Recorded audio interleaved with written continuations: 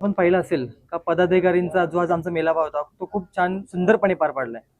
आज त्यांना आम्ही मार्गदर्शन केलं आणि त्यांना आम्ही बल देण्याचं काम केलंय सर्वप्रथमतः. आणि येणारा जो आमचा मेळावा असेल त्यात तुम्हाला आधी सांगतो मी का झंझावात तुम्हाला पूर्ण नवी मुंबईत पूर्ण परत वातावरण आम्ही भगवा करणार आहोत.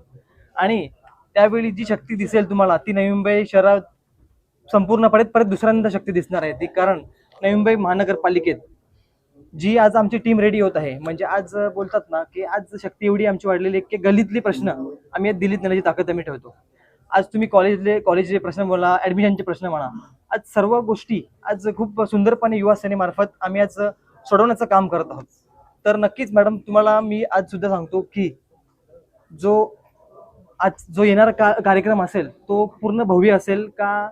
म्हणजे आज मोठे मोठे जे स्वतःला लोकनेते म्हणतात, स्वतःला म्हणतात का आम्ही अमुक आहोत, आम्ही शिल्पकार आहोत, त्यांच्या घरापर्यंत समजून जाईल की युवा सेना शिंदे साहेबांची गप बसणार नाही आणि येणाऱ्या काळात नवी मुंबई महानगरपालिकेवर भगवा फडकल्याशिवाय राहणार नाही. तर म्हणजे आज डायरेक्शन कुठेतरी देतोय आम्ही. कारण कसं नवीन पदाधिकाऱ्यांना कुठेतरी माहीत नसतो.